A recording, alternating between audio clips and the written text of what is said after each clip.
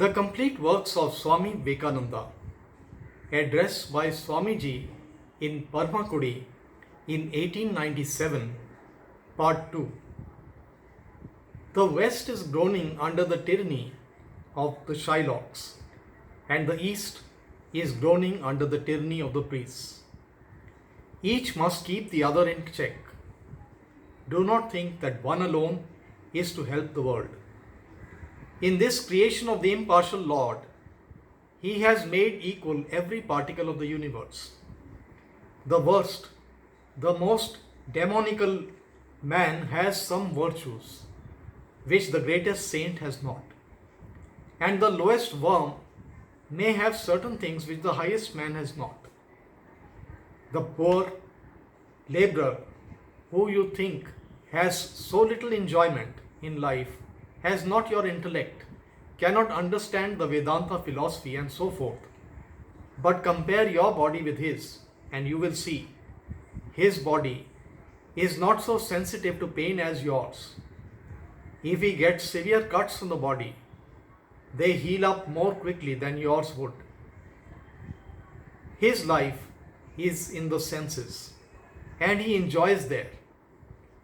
His life also is one of equilibrium and balance, whether on the ground of materialism or of intellect or of spirituality. The compensation that is given by the Lord to everyone impartially is exactly the same. Therefore, we must not think that we are the saviors of the world. We can teach the world a good many things, and we can learn a good many things from the world. We can teach the world only what it is waiting for. The whole of Western civilization will crumble to pieces in the next 50 years if there is no spiritual foundation. It is hopeless and perfectly useless to attempt to govern mankind with the sword. You will find that the very centers from which such ideas as government by force sprang up are the very first centers to degrade and degenerate and crumble to pieces. Europe, the center of the manifestation of materialistic energy, will crumble into dust within 50 years if she is not mindful to change her position, to shift her ground and make spirituality the basis of her life. And what will save Europe is the religion of the Upanishads. Apart from the different sects and philosophies and scriptures, there is one underlying doctrine, the belief in the soul of man, the Atman, common to all our sects. And that can change the whole tendency of the world.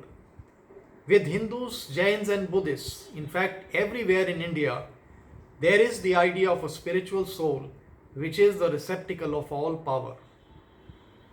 And you know fully well that there is not one system of philosophy in India which teaches you that you can get power of purity or perfection from outside. But they all tell you that these are your birthright, your nature. Impurity is a mere superimposition under which your real nature has become hidden. But the real you is already perfect, already strong.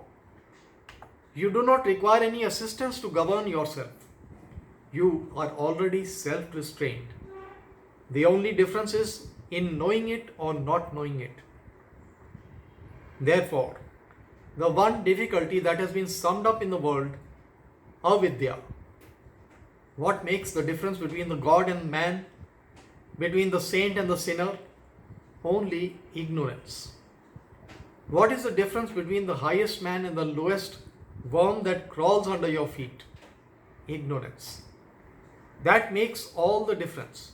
From inside that little crawling worm that is lodged infinite power and knowledge and purity, the infinite divinity of God Himself. It is unmanifested. It will have to be manifested. This is the one great truth India has to teach to the world because it is nowhere else. This is spirituality, the science of the soul. What makes a man stand up and work? Strength. Strength is goodness. Weakness is sin. If there is one word that you find coming out like a bomb from the Upanishads, bursting like a bombshell upon masses of ignorance, it is the word fearlessness. And the only religion that ought to be taught is the religion of fearlessness. Either in this world or in the world of religion, it is true that fear is the sure cause of degradation and sin. It is fear that brings misery, fear that brings death, fear that breeds evil. And what causes fear? Ignorance of our own nature. Each one of us is the heir apparent to the Emperor of Emperors, or of the substance of God Himself. Nay, according to the Advaita, we are God Himself. Though we may have forgotten our own nature in thinking ourselves as little men, we have fallen from that nature and thus made differences. I am a little better than you, and you than I, and so on.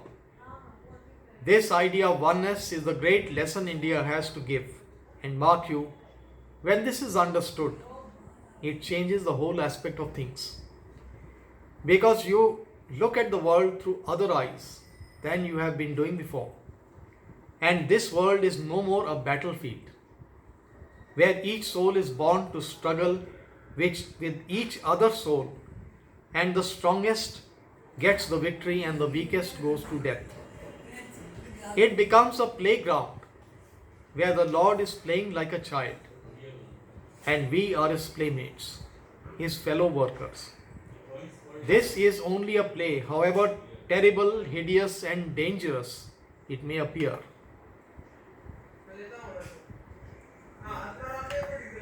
Do, and you cannot change your nature. Nature itself cannot destroy nature. Your nature is poor, pure.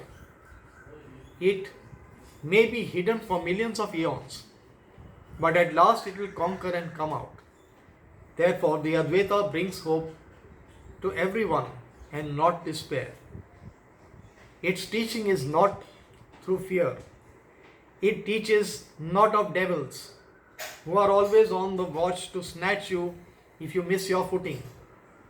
It has not to do with devils, but says that you have taken your fate in your own hands. Your own karma has manufactured for you this body, and nobody did it for you. The omnipresent Lord has been hidden through ignorance, and the responsibility is on yourself.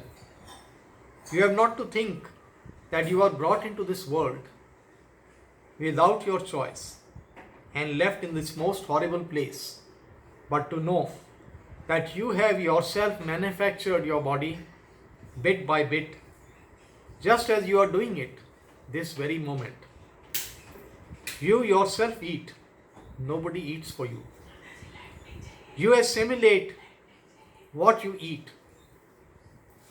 nobody does it for you. You make blood and muscles and body out of the food, nobody does it for you. So you have done it all the time. One link in a chain explains the infinite chain. If it is true for one moment that you manufacture your body, it is true for every moment that has been or will come. And all the responsibility of good and evil is on you. This is the great hope. What I have done, that I can do. And at the same time, our religion does not take away from mankind the mercy of the Lord. That is always there. On the other hand, He stands beside this tremendous current of good and evil. He, the boundless, the ever merciful, is always ready to help us to the other shore, for His mercy is great and it always comes to the pure heart. Your spirituality, in a certain sense, will have to form the basis of the new order of society. If I had more time, I could show you how the West has yet to learn some of the conclusions of the Advaita. For in these days of materialistic science, the idea of the personal God does not count for much. But yet, even if a man has a very crude form of religion and wants temples and forms, he can have as many as he likes. If he wants a personal God to love, he can find here the noblest ideas of a personal God, such as were never attained anywhere else in the world. If a man wants to be a rationalist and satisfy his reason, it is also here that he can find the most rational ideas of the impersonal.